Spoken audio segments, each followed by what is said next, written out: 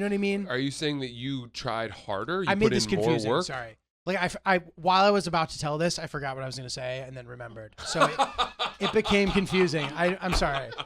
And I tried to find it, and I did. Did you just keep talking through your own confusion? No, for a very, I don't want you guys to think I was doing it the whole time, but I did it for a very, very brief point. Welcome back to Oops the Podcast. All right, lots to unpack here. I got something for you. Please. Julio, I don't know where you came up with that idea. Dude, this guy was a huge turkey. What is this, Japan? Which is one of the reasons why I hadn't told you about it. No, and I also just assumed you were saving it for the pod if you were going to tell me. Yeah. Which, of course, you were. Oh, yeah. Welcome back to Oops the Podcast. Julio Gallerati, Francis Ellis, Ryan Lynch, Chris Caso. Full strength, full speed ahead. Chris has returned. Francis, how you doing? Good. Chris, Caso or not Caso? Caso. Yeah. Caso. Dude. No, I was doing I don't even know what I was doing. Yeah, To be or was not To to be be. or not to be. Yeah. Chris, welcome back. Chris gave us some nice gifts. He gave some Italian playing cards. I actually needed some new ones because one of the cards in my deck was like slightly bent, and that sucks because you know what card that is. You know what I mean? You just need a new fucking deck. So Chris, thank you. He also brought some delicious Parmesan cheese, which we've been snacking on and enjoying. Mm-hmm. Chris, how do you feel? I feel good.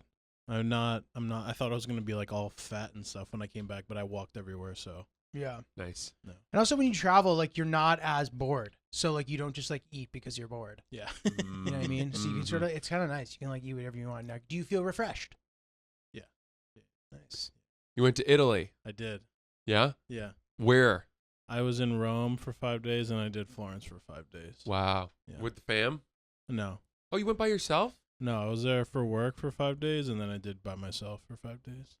What was the work? I was with Matteo. No way. Mateo Lane, friend of the pod. Friend of the pod. And he's a guy who I would put into the category of impressive output. There's like certain people where I'm like, how do they have enough energy and time in the day to do this much? It's He's one of those people. It's definitely a humbling thing. I'm trying to think, who else would you put in that category? Hannah Burner is one of those people. Yeah. Big Cat is like that, dude. Really? Oh my god. Just pumping it out. They put out 3 episodes a week of Pardon My Take. Jesus. And That's they the number one show here, right? Yeah, and they have done for many years. Mr. Cat, dude. They record all day Sunday. Guy's a legend, dude. I love that guy, dude. He does so much work. It's incredible how much work he does. He's a cool dude. He's the man. He's the real fucking deal. Dude, like when I see him, it like makes me happy. I'm like, look at that guy, dude. Yeah, he's pretty magnetic. He's pretty magnetic. I agree. He's you see him and you feel a little starstruck almost. Yeah, it's cool, dude. For sure. Cool, Chris. Highlights of the trip? Food and drinking. I saw you drinking a little Aperol Spritz. Yeah, that's my boy. Yeah, just food and drinking and walking and I don't know. Nice. I just kind of hung out. Nice. Did some filming and then Nice, dude. Love By it the for time you. I got to my second part, I didn't want to carry my camera around, so I was just done. So you were in Florence by yourself? Yeah. And what'd you do there? Literally just like walked around all day and looked at stuff. Find this bad explanation. Dude, I feel you. No, I do that too.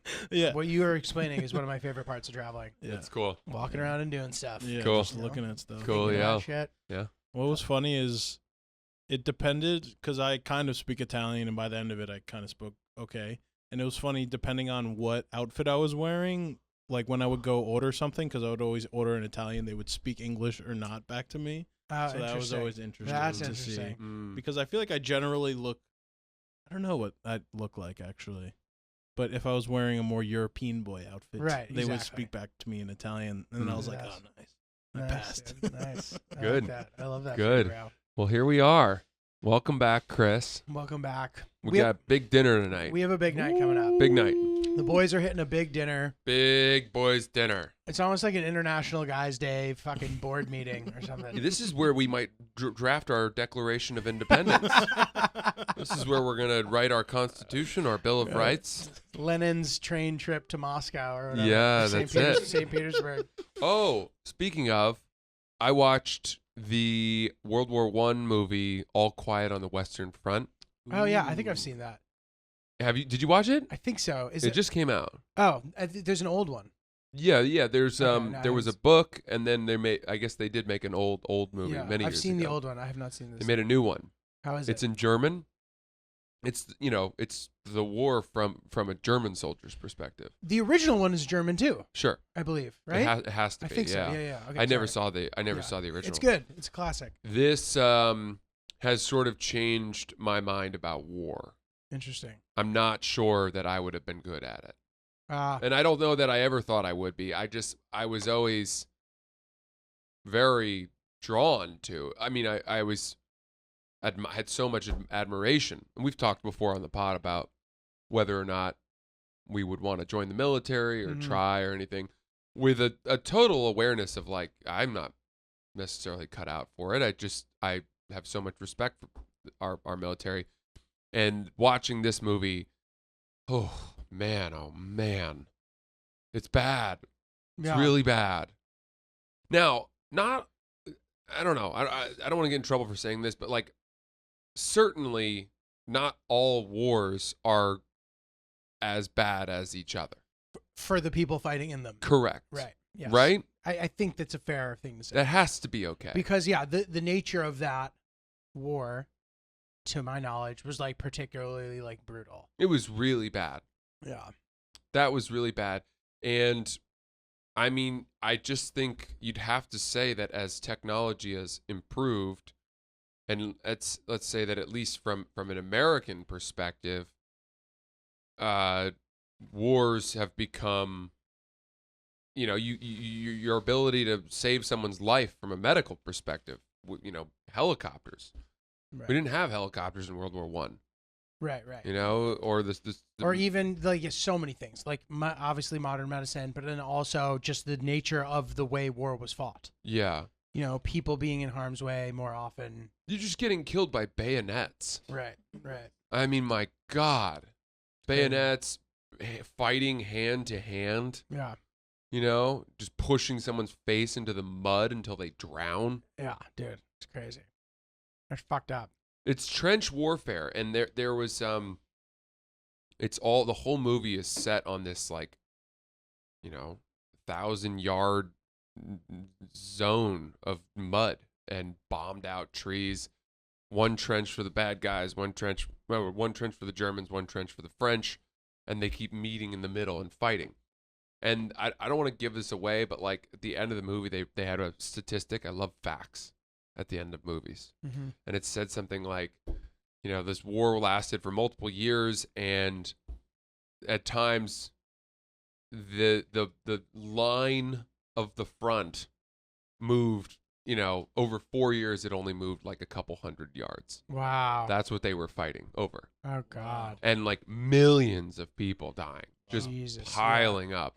I think if I recall, I believe it's possible that the first All Quiet on the Western Front, or in the book, like you said, like was one of the first things that like really highlighted the like horrors of that war.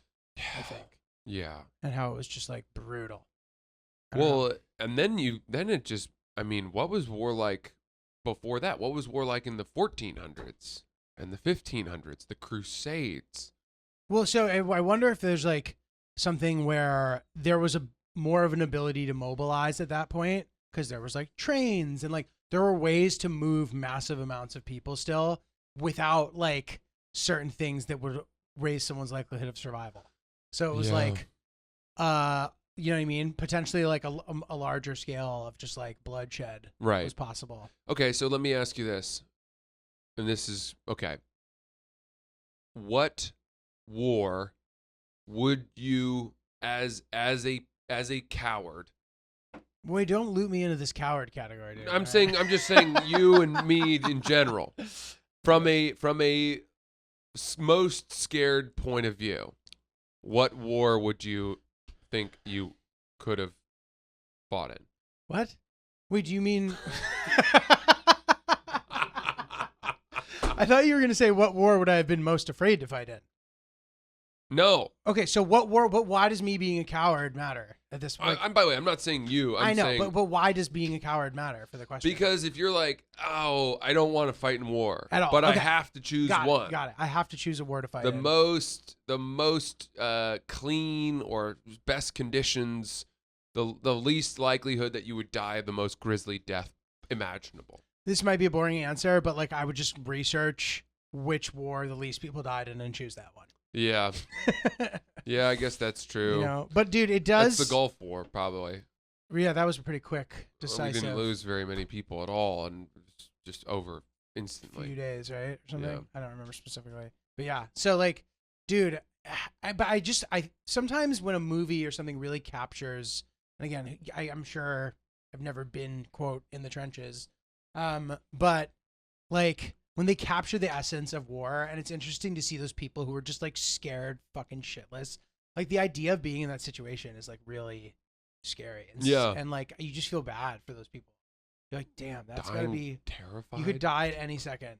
It's just like such a, and Yeah. I wonder like if how in touch you are with that, and just anybody who's like been in battle. I'm curious about this. Like, how in touch are you with the emotions of being in the line of fire before it actually happens? Like, what is it like on game day where you're sitting there playing fucking Briscola in your barracks and suddenly you are under attack? Mhm. Is that some like emotions that you didn't anticipate? You know, it's just such a fascinating thing. I think I'm sure it's a spectrum, right? I'm sure that there are people for whom time slows down and Right. they're so trained, and it's so ingrained in them what to do that it just sort of becomes almost like a fire drill, or Right. okay, load my ammunition and put my helmet on, and now we're doing this and we're going to move. And I'm sure that for other people, I mean, I'm sure I would freeze. Yeah, I wonder. Like, I have no idea I don't know. how I just would don't react. know. The closest thing we have is sports, right? I guess. I don't know. I mean, for you, because you played like a physical sport. I never played a like contact sport like that, Yeah. where I had to like check people and fucking, There were definitely times where I'd be on the field and I'd be terrified. because there's just some huge dude running at you. Well, that or like the stakes just felt so high. Like if I Mm. had the ball, Yeah.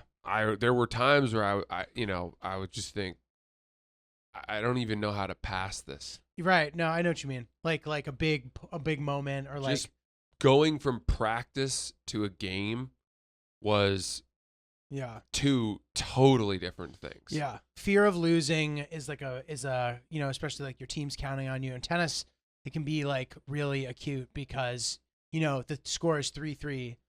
You play like first person to get to 4 total matches wins. Mm-hmm. And there's 7 matches total. So if it's 3-3 and you're playing the deciding match and your entire team is watching you, like that can be like stressful. Yeah. Yeah.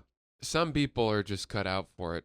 And dude, I've watched like documentaries where, by the way, every single thing of documentary about basketball, or just when people talk about basketball in general, they love to say the game of basketball. You will notice next time. That's the thing about the game of basketball. Like you hear guys say that constantly. I'm always like, what is that? Yeah. But like they would talk about, I was watching like the Duke documentary or the Christian Laettner documentary or something. Mhm. And they were saying how like he was super clutch because he always practiced like it was the game. How do you do that? It's not the game.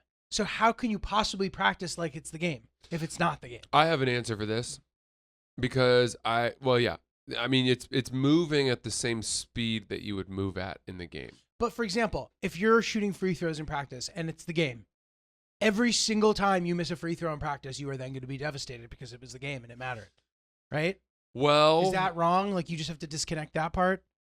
Yeah, I'm sure that the ability to bounce back is quicker and easier in practice, right? Right. But hopefully. I think the more important thing is, you're looking at your own teammates that you're scrimmaging against, and you're saying, I hate that guy and I want to beat him as badly as I would if he were on the different team that we're going to play on Saturday. Right. Just for that moment. Just for the Dude, when we were, in college, because we used to, it was always like all of our drills were always offense versus defense. And you play against your own team 5 days a week, and then you only get to play a different team 1 day a week. Right. So they're your enemies all We week. fucking hated each other. That's crazy. We hated each other. The defense would beat the shit out of us, and then we would just hate them. Yeah. I hated the defense. Jesus, that's so crazy. I didn't like them, and I would say that I was not as close friends with guys that were on the defense versus Because of that. the offense. It's crazy, dude. It's a crazy thing. You know, fights would break out. It was always defense against offense. And I resented them because I would say, like, you guys know that you need us on Saturday just as much as we need you. Why are you trying to hit us? Why are you fucking us up? Why are you hurting us? Yeah. You're injuring your own, like, what the fuck? Yeah. But then it's like, well, okay, if they're more careful, then they're not preparing us for Saturday as well as they should be. Right. And I think in contact sports, especially football, it's very hard to know how hard to go in practice. Right. You know, right. How do you, especially when your body's on the line like that. Exactly. Like there's this rule in football: don't touch the quarterback. He's wearing the red penny, whatever. Well, how do you, as a defensive end, how do you rush the quarterback as hard as you would in a game and prepare him to know that he only has 2.3 seconds if you also have to remember, like, at the last second I have to pull up. Yeah, how do you do that? I did, I don't know. How do you prepare an offensive lineman to battle with an oncoming rusher if, you know, you're not allowed to touch the quarterback, which is obviously the goal. Right. It's crazy. I actually have some information about this. Oh yeah, because Chris worked with the Rams. That's right. So they would only hit like 1 day a week, really, and then it's mostly individual drills where they do the hitting, not in like the big team things, so they don't like get other people hurt. Right. Interesting. And then also, they fully thought this through. Fun little thing, because some places we played were so loud, like New Orleans, for example, you literally can't even hear yourself think.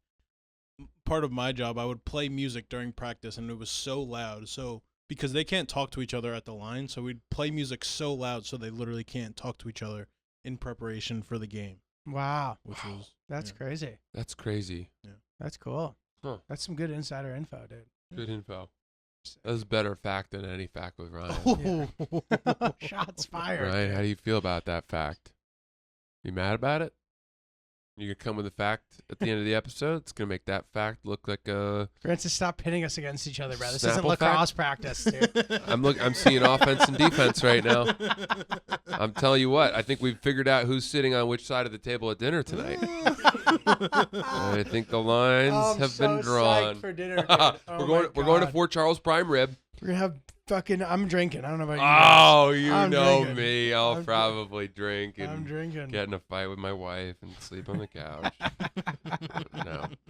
No. Big night.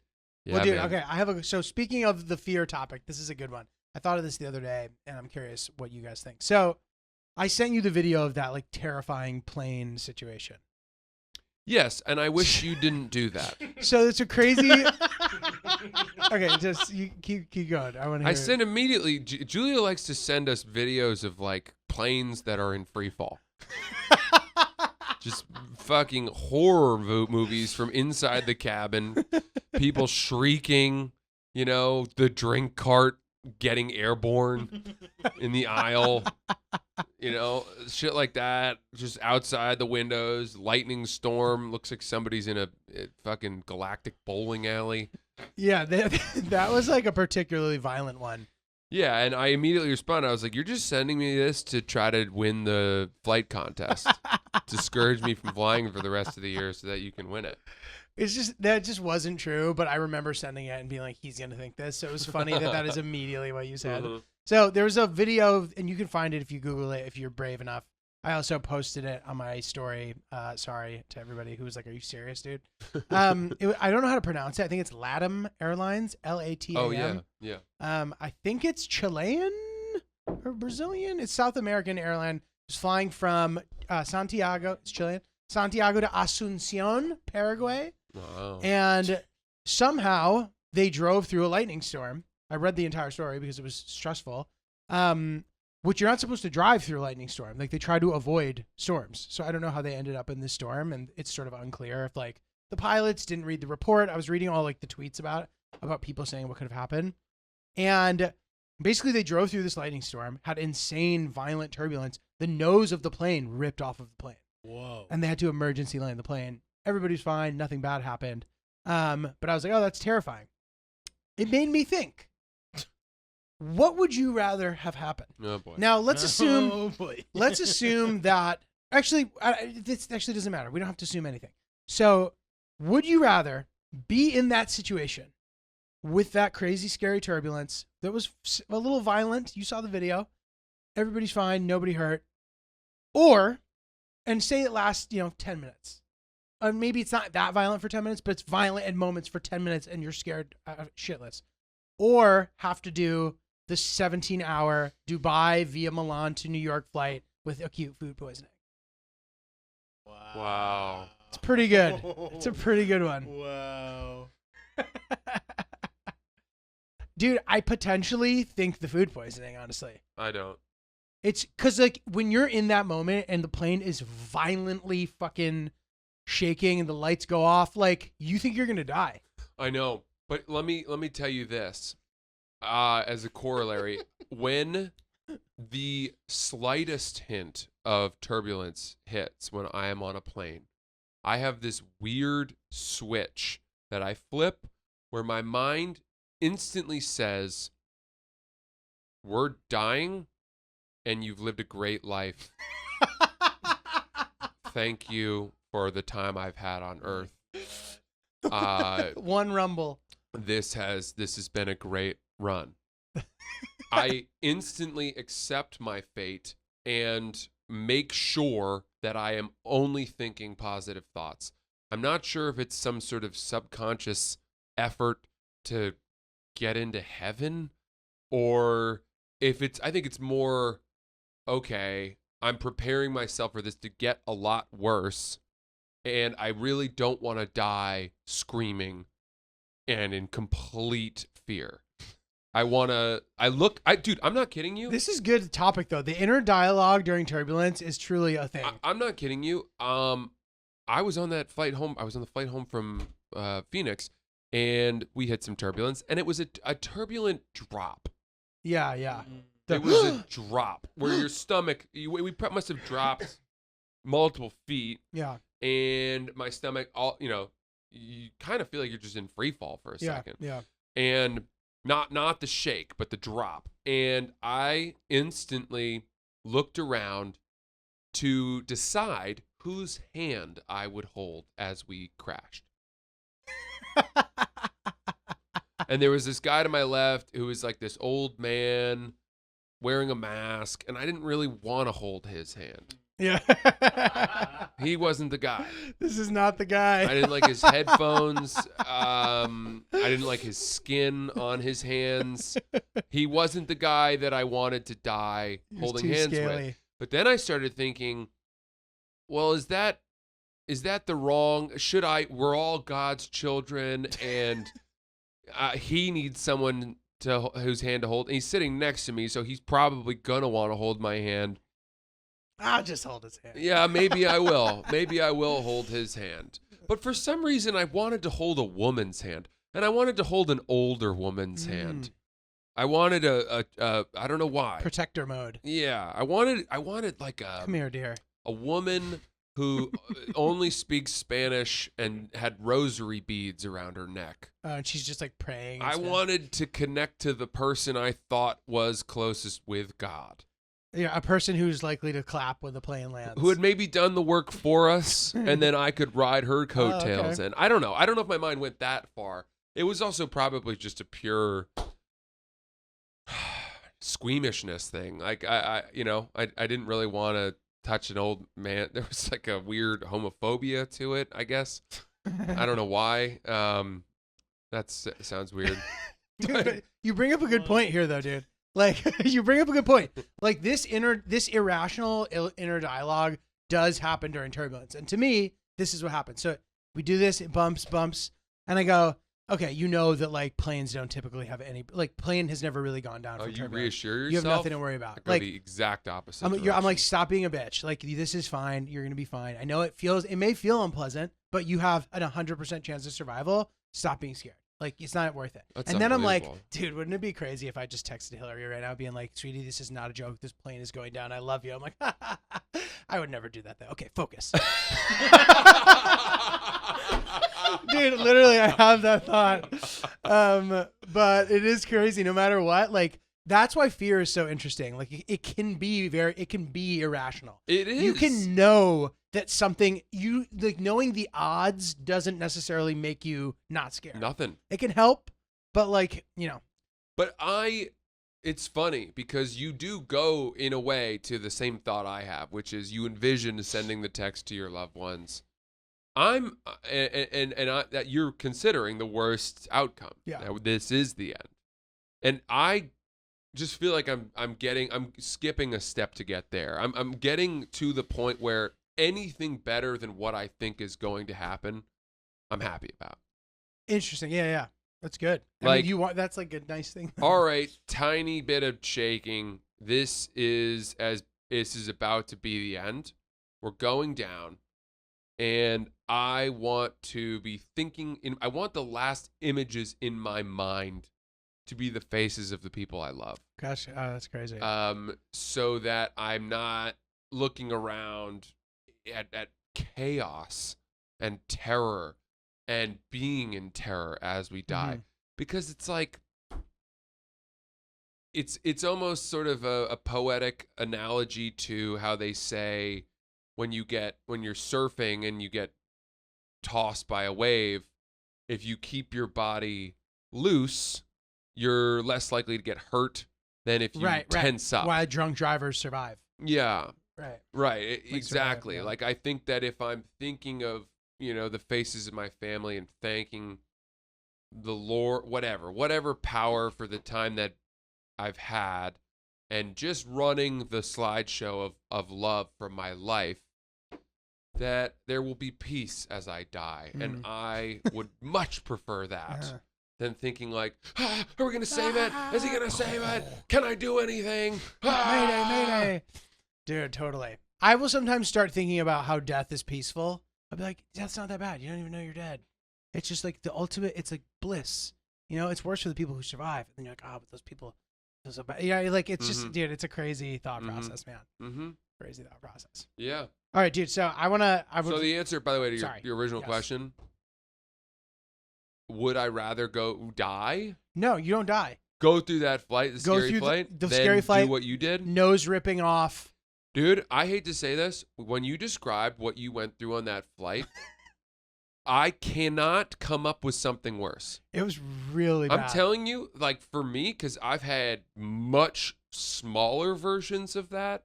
One time I think I told you I took a boat across the Adriatic, a ferry from Venice to Croatia. I don't think you told me this. When I was 18. But you were hungover? Well, I think we were, but it didn't even matter. It's just seasickness? I mean, dude, the boat was pitching like 20-foot swells. It's terrible. And the whole time, 4 hours. Oh, no my escaping God. it. I'm in a boat bathroom. Oh, just Metal toilet.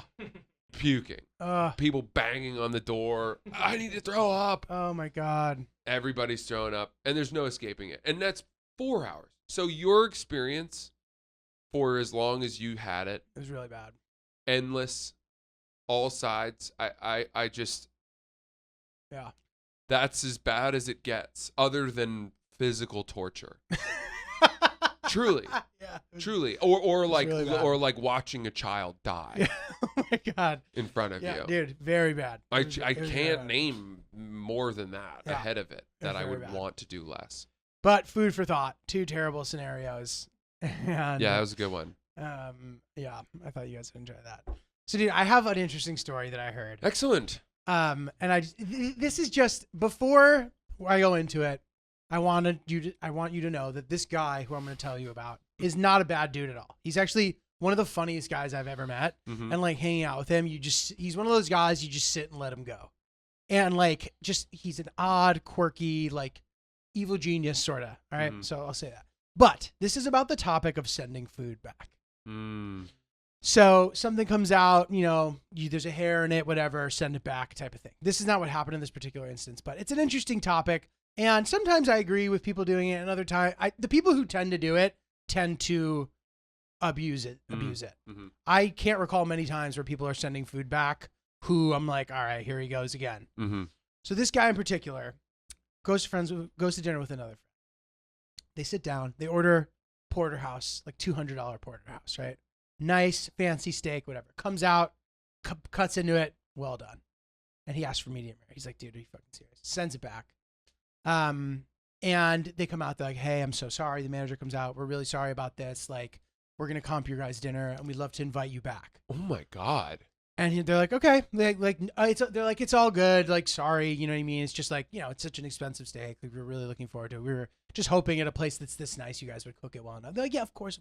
They said all that? Yeah. So they said those words? No, something like, no. I think they were, the tone was nice. They're like, we're really sorry. We like, We're not normally this picky. We're not a pain in the ass. Like, they go through that whole thing. Yep. Okay. So, dude, they go back, right? Oh, boy. Orders the same thing. Comes out. Takes a bite, cuts into it. Well done. Sends it back. Dude, the manager comes out again. She's like, well. well, look who it is. If it isn't Mr. Johnson or whatever, we'll give him that name, right? So we heard that the steak wasn't to your liking. And he's like, yeah, no, it wasn't. He's like, it was well done. She goes, well, it's interesting you say that because we actually took the temperature of the steak, and the perfect medium rare steak should be cooked at 119 degrees. So we actually measured the temperature before we sent the steak out to you, and it was 120 degrees, and his steak was 119 degrees. It was 119 degrees. And he goes, well, it's funny you say that. He's like, the bite in the middle was actually quite good, but do you think it's possible that perhaps somehow the outside of the steak was well done while the inside of the steak managed to be medium rare? And she's like, no, I haven't considered that. He's like, have you considered that perhaps your guy's oven is defective? I'm like, oh my God, dude. This is like making me so uncomfortable, and I This is wasn't even there. Sends it back again. They bring out another one, whatever, and then invite them back for dinner for a third time. So that, I don't know, the third dinner hasn't happened yet, but I'm like, dude, this is wait a madness. minute. Whoa. Wait a second. Okay, I just got what you were saying.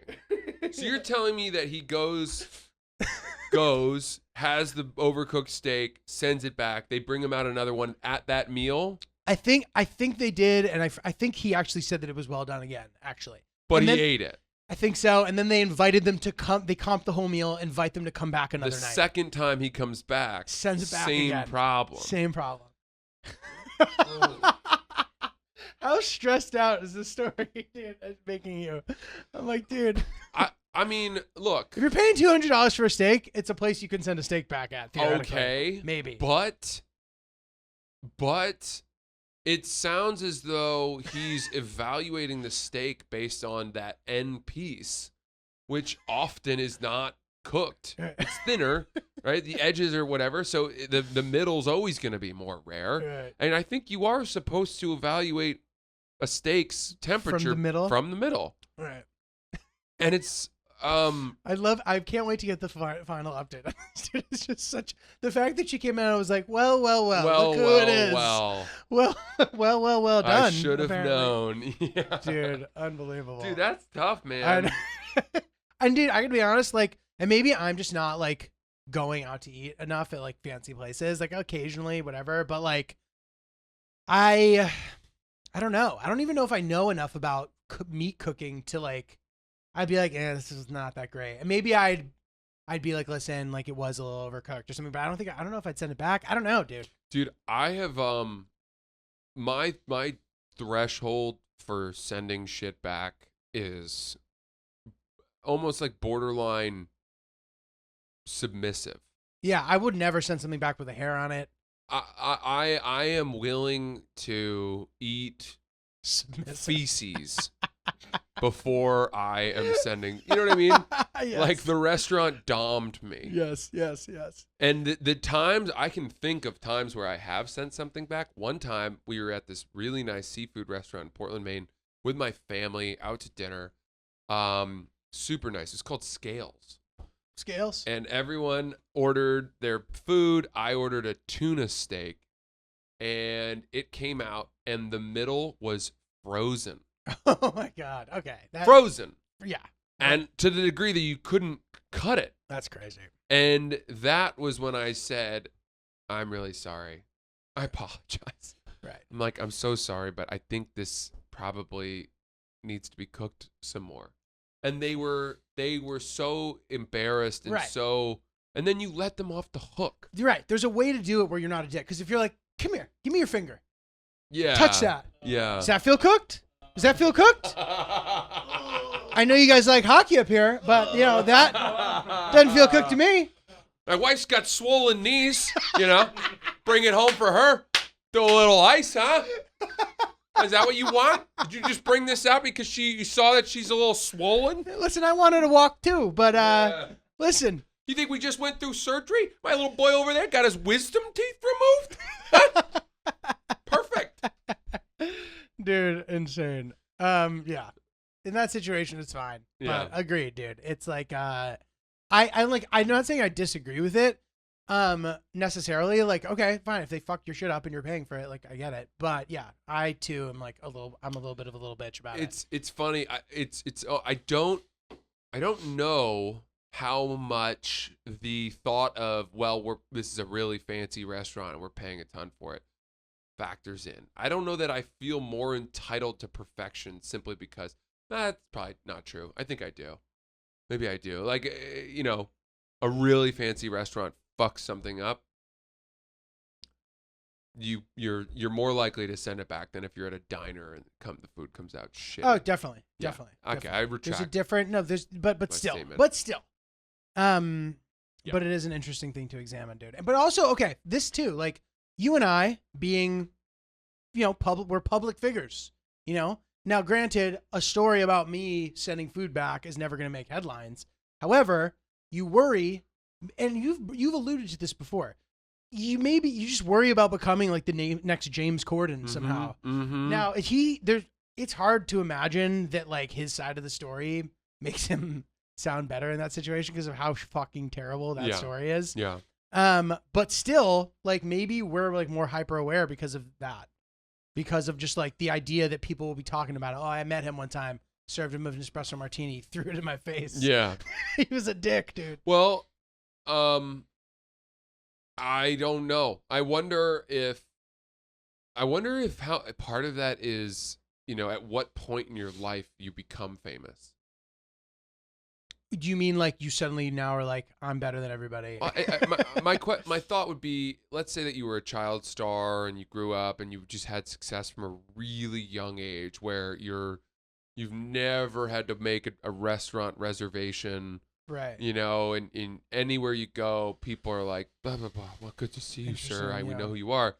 And if that's the case, if you're more likely to just feel entitled to treat people like shit. Mm-hmm. Whereas, if all of a sudden we became like A-list movie stars when we were 40, we've got this body of work. Yeah. And struggle. Yeah. And so, but it's interesting. I feel like that what you're describing can go both ways too. Like somebody who's never had to like struggle. They've like been successful from the start to the end. No one ever told them no, like whatever. Maybe not the no one ever told them no thing, but like sometimes those people are just like, they don't have a cynical bone in their body because they've never been told no or wronged. Or I was talking about this with people yesterday, actually, that it's interesting to see when that kind of person finally hits a rough patch, how they handle it. Yeah.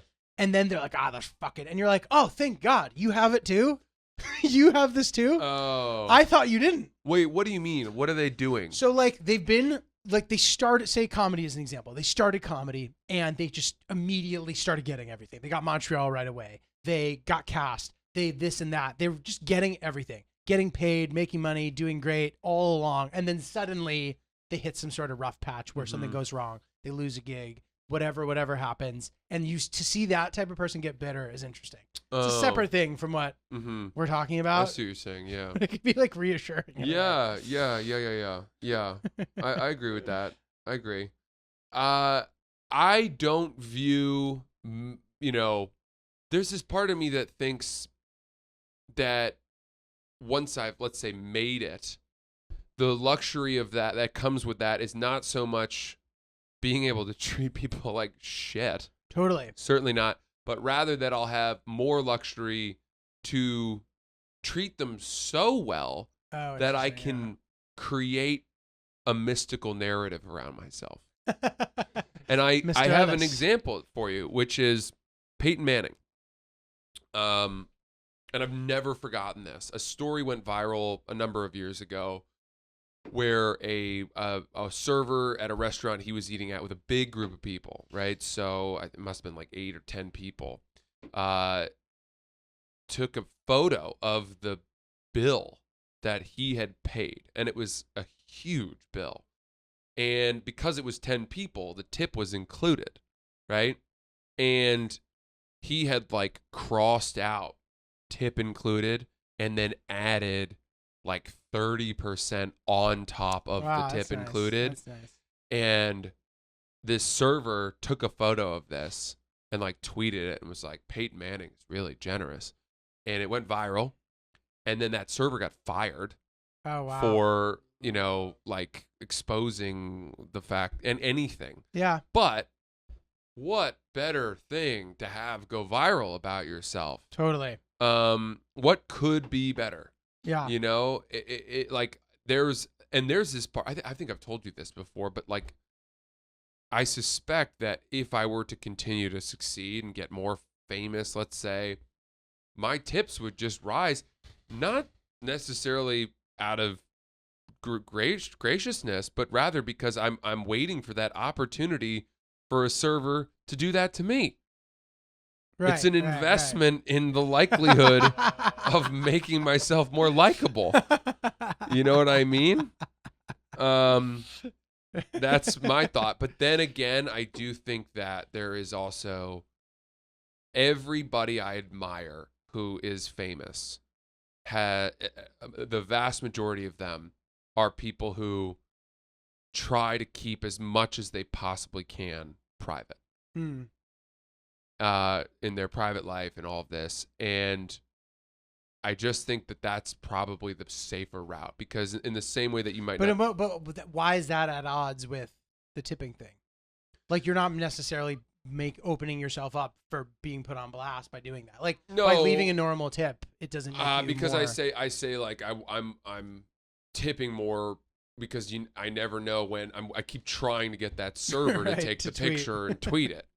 But the flip side of that is then lose your job and you got to pay her your salary after that. If I'm acting flamboyantly, then I also open myself up to bigger faults being exposed. Right. And it just takes one of those to undo the big tip story. I always wonder this, dude, about fame. Like, it makes sense why people who get really famous have a huge ego, because here they are doing this thing that's impossible. They've done the impossible. They are a famous, rich celebrity. Everybody loves them and fawns over them and knows where they are. And how that has to go to your head. Like, I have done something that no one else can do. I am now better than people. To not have that thought process, I would argue, is impressive. Which is why the story of like divahood is so common. And to your point, like, struggling for a long time and then becoming successful has to help to make you into a humble celebrity, because you've been through shit. Yeah. Yeah. But how do you not be like, I'm the man? I'm not, I think I'll be able to do it if it were to happen to me. You know what I mean? Well, but I think I get it. I get why it happens. I think it's possible to think I'm the man without thinking I'm better than people. Mm-hmm. I think you can do that. I think there's a way to do that. I feel like, who's the phenomenal actor who's the lead in Ozark? Jason Bateman. Jason Bateman. He strikes me as a guy, I could be dead wrong, but he strikes me as a guy who's like, I'm really good at what I do. Mm-hmm. I'm the man. But does not think that he's better than the guy holding the camera or the boom mic or setting up the crafty table or the hair and makeup person or even the driver who brings him to set. Yeah. He's treating everybody and trying his best to learn their names and remember them. He's shaking their hands warmly. Who the fuck knows? I'm crafting this about Jason Bateman, but like, that's a guy that, it strikes me as is making the same effort to everybody. Right.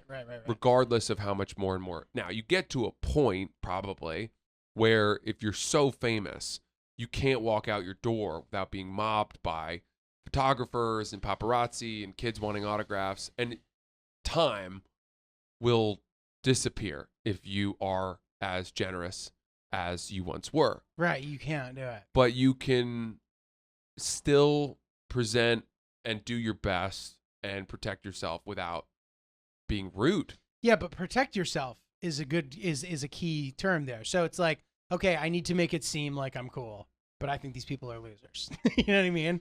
Like Yeah. I just don't know. But listen, like there are things here that like I always think about these two things. So first of all, like if you were to become super duper famous, right? Like every time I like progress and I do something that like I thought was difficult or that like whatever, you know what I mean? I get to a new part of my career.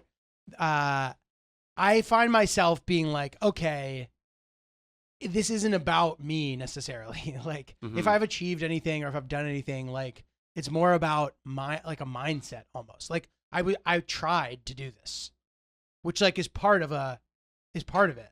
So I don't know. And I guess how does that make you feel? Like it makes me better? feel less exceptional. Oh. Cause I'm like, the only reason why I'm here doing this, like one of the main reasons is because I tried to. So put me against all these. So say there's other people who like wanted to do what I'm now doing. Did they try? The answer is no, most of the time. Right. So like I start doing these little. Well, how is that true? Okay. So like, because you tried, but did you try? You know what I mean? Are you saying that you tried harder? You I made put this in more confusing. work? Sorry. Like I while I was about to tell this, I forgot what I was going to say and then remembered. So it became confusing. I'm sorry. And I tried to find it and I did. Did you just keep talking through your own confusion? No, but I don't want you guys to think I was doing it the whole time, but I did it for a very, very brief point where I was like, oh, like if I were to get really famous, I had forgotten at that moment. That's really amazing. Sorry. No, But I'm hoping that like if I were to get super famous, I would be able to like have some kind of conversation like that with myself to take my exceptionalism out of the conversation as to why I was where I was. There's like things that get you there that are more important than like you being special. You know what I mean? Hard work. Like they're things that are obvious usually. Hard work, you know, determination, like that kind of shit. Yes. Trump's talent most of the time, except in like the combine. You know what I mean? Yeah. And I kind of see what you're saying. If you can almost trace your roadmap and say, well, yeah, the reason I'm here is because I had to do this to get this, to do this, and that sucked, but it got me there, and voila. It feels less divine intervention, prodigal son-y. Yeah. Than somebody who exactly was just picked up off the street for being beautiful and then became an avenger. Right. At which point you might say, like, interesting, yeah. God put me right, here. that person has more likely to. Yeah. And dude, so like maybe. I've alluded to this in the past. I used to date somebody whose dad's super successful, like fashion designer, whatever, like public person, whatever. I was always really impressed by him.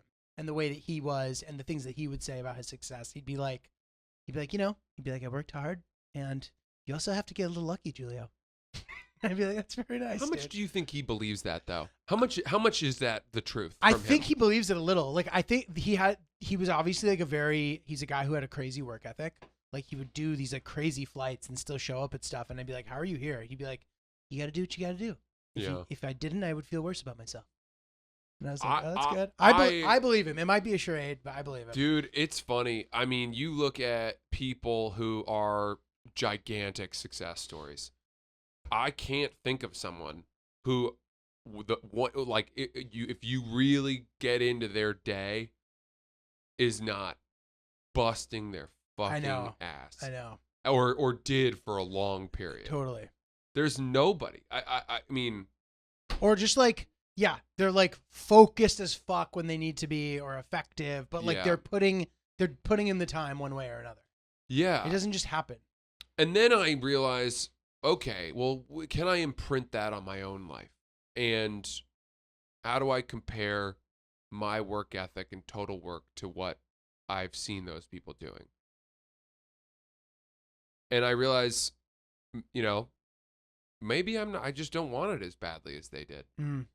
And you know something? That's okay. That is okay. That's okay. I agree. Let's look at Big Cat again. And again, I mean this out of utter admiration. I don't know that I can work as hard as he does. Interesting. I just don't know that I can. He's built differently. Guy's a legend. He's so good, and he's tireless. And I get tired after talking to people for 5 minutes. I get stressed when someone makes a plan for me on a Saturday night. I don't like I get a wedding invitation. Dude, when I get a wedding invitation for a wedding that's like 10 months from now, that envelope that comes with the fucking flowery stamp and the calligraphy writing Mr. and Mrs. Ellis, my heart races. Would you rather be on the crazy flight or receive a wedding invitation? I think let's say like a mailbox I open up that has 3 wedding invitations. I might take the flight. I'm not fucking around. To Asuncion. It is to know that it's like I'm giving up 3 weddings, 3 weekends of like my summer or the fall or my favorite times of year to do that and travel and get the suit dry cleaned and all of that. Brutal. Oh, it gives me so much more stress ahead of time than is warranted, because once I'm there and I'm in the process and I've accepted it, I typically have a good time. Yeah, totally. But it's that knowing of like, my God, I mean, Sierra has learned, do not send me calendar invites. Like at this point, I don't, and when I get a calendar invite out of nowhere, you're like, dude, I'm tapped out. I'm so bad at dealing with anxiety for committed plans of time. And dude, to your point, like that is such a helpful nugget, knowing that when you go, you have a good time, bro. Don't like let the anticipation get to you. I think I've gotten better about it. Yeah. And I also think that it helps when I've got a little more control over my own schedule, because, and dude, the other thing is that I probably trump up my own fear of like, oh, I'm so tired. Whenever I start saying I'm so tired, I'm working so hard, doing so much these days. Because I do that a lot. That's a bad practice. I agree. It's a bad practice. I agree. You're just making it worse. Yeah. I agree. I do it too. And like some days where I just have like a ton of shit to do, I'm like, dude, just like do it one thing at a time. It's never as bad as you think. It doesn't take as long as you think. Just do it. Why are you like, oh, I have so much shit to do. I did so much shit. I know I can get through stuff. Yeah. I've gotten through really much worse things than 3 weddings. Yeah. Yeah. You know what I mean? Yeah. But man, oh man, yeah. Dude, do you ever get afraid? Do you like fear that your shit's gonna just fall apart at any moment? Do you ever have that feeling? Less now, like because of the firing and the. You've been through that. It helped me. It wasn't that bad. It helped me sort of assuage that fear. Yeah. Because once you lose everything and then you realize your life's not over and that you can kind of cobble together a living, well then I know now that I could probably lose everything again. Although, God almighty, I hope it doesn't happen. It sucks. And you can lose things worse. Yeah. Yeah. You can lose things worse. Totally. Yeah, dude, it's funny. I will have the impulse to like worry about stuff like that sometimes, to be like, oh, but what if? And I wonder like why that is an impulse that I have. And then I remember, I'm like, oh, it's because like in my professional life, I've been a failure like 80% of the time. Yeah. Like I'm much more familiar with the feeling of being a failure than I am with the feeling of like having my shit together. But don't you hate that? Meaning, wouldn't you hate to go back there? Is there a part of you that's like, I'll never go back to that? Yes. But and then but I have this thought then too, because absolutely. But that time I started from scratch, and this time I'm not. So it's almost like you have exactly. When you like get in really good shape, it's easier to get back to that level than it was to get there initially. Yeah. Right? Yeah. Like if you like, especially a person who's fit like you, like, do you agree with that statement? I don't know that I can comment much on I guess it gets harder when on you get getting older, in but shape. I'm gonna say something really douchey, but I've never been out of shape. Right. So I've no. Fine, but there are times where you're like, dude, I was huge then. Like, Yeah, but not like that was intentional.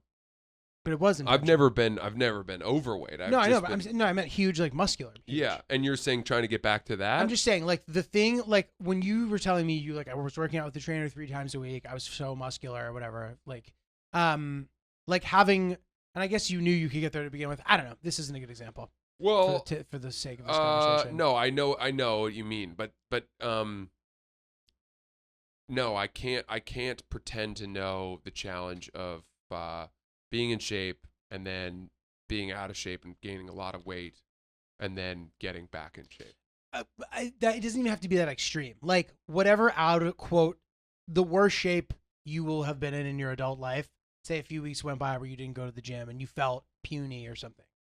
The worst shapes that I've ever been in my life were typically a result of horrific injuries. Interesting. And then you just have to where like when I had that staph infection and septic joint in my ankle. How long were you out of commission? I was in the hospital for I think weeks. Jesus. And I was 12 and or something, and you come out of that and you have no strength. Mm-hmm. And that is horrible. That sucks. Yeah. Because everything's hard. Yeah. Everything's hard. You're out of breath going up the stairs. You have no mobility in your joints. You don't know that you're ever going to get the ability back to like bend your ankle. Oh God. And slowly over time, you just go from being able to do that to that to that. And then you do your shit. God. And then all of a sudden you're like, oh, my body's back. Before you know it. I'm healthy again. Back in action. Speaking of which, I fucked my shoulder up. No idea how. But I do know that playing video games makes it feel worse, so I haven't been playing video games. Somehow, like moving my thumb around, like makes this like my shoulder hurt. Like I don't know what's going on. But anyway, my shoulder's been bothering me, so I've been trying to heal it, make it better. One thing I've been doing is taking ice baths. Have you really? Do you ever do that after practice and shit? We used to in school, but it sucked. So in particular, like from the weight, like I'm used to doing it from like the chest down, which is still brutal, but like once you're in there for 90 seconds, you get used to it. Yeah. But like above the chest is really challenging for me, and I only do it when I have to, and I've been doing it for the shoulder. Yeah. I say it's really good. Dude, it's so in vogue right now. It's great, but I mean, it's like, yeah, it's really good for you. So anyway, I've been doing it, and it's funny because once you're submerged and you're good, right? So I've been leaning on the left side and doing it here, but I'm doing it in a public place. Mm-hmm. So when other people enter, the waves that they create are like the most brutal, freezing cold because they hit new parts of your like sternum and your neck. Yeah. So and especially when you see a guy come in who's like, you're like, oh God, this guy's gonna fucking polar bear it. It's gonna displace so much water. Yeah, exactly. Yeah. So then I find myself having to raise slightly when I see people enter. Yeah. And it's just like such a fucking brutal thing. Someday, my friend, we will be able to buy our own ice baths. And that's when we'll know we're rich enough to send food back. And that we're better than everyone. Yeah. Exactly. Very good, dude. Ryan, what do we got, pal? Thanks with Ryan. Don't know if I can top Chris's fun, sexy fact. Damn. But I'm going to do my best. Damn. That's all you can do. That's all a man can do. So, the Adriatic Sea, is that how you pronounce it? Yep. Mm-hmm. It's 138.6 thousand square kilometers. Cool. Wow. That's it. And then, I don't want to keep doing this, but you said torture. So I have to tell you another form of medieval torture. And if you're interested and twisted like me slightly, there's dozens of them online. Thank God they don't do them today. So today's form of torture is called the pear of anguish. It's a simple mechanical torture device shaped like a pear, and it's placed inside the orifice of a person, usually the mouth, and then gradually expanded. Oh. It would ultimately shatter the skull and result in death. Oh my Oh. god! How did they expand it? I'll show you a picture if you want. Here. It's like a claw. Oh, God. It's just like yeah, you kind of pull this thing out. yeah. Right? Oh And my it's- god, It does look like a pear. dude, Yeah. that's fucked. Ah. That Didn't is want to share it, fucked. but I had to. And then, It's alright, bro. Don't let Chris's squeamishness bully you into not sharing torture. oh no, That's a tough one. That's a tough one. I love it. Jason Bateman never finished high school, Wow. which I was surprised by. So He brilliant. was a Legend. child star. Yes, that's right. And then lastly, you can buy a portable ice bathtub for adults on Amazon for $59. That's down 14% from its normal price. Oh. That's not bad. There's many online in the thousands range, but there's enough solid reviews that I think that this $60 one would suffice, at least for now. So Good. Thank you, Ryan. Good to know. Awesome. Thanks, Ryan. Giulio Gallerati, can we find you performing live comedy anywhere? Yes, November 26th, the Den Theater, Chicago. I'm Ooh, that's a super good psyched. one. This is like a big show. It's going to be really good. I'm really excited, and it's going to be a good, positive, fun environment. Hope to see you guys there. Come on down. Hell yeah. Hell yeah. Was that a random thing that I didn't need to add? Yeah, like I it was just gonna be know. a bad time. No, spirits are going to be high at this one. Yeah, It's that's going to be a. It's a sick room. You got to be there. That's going to be great. I got a tour percolating. Just keep your eyes open for that. Bubbling. And excited to announce it and really cast off on it with a flourish. So, thank you guys. We're Oops the Podcast. We'll see you next week.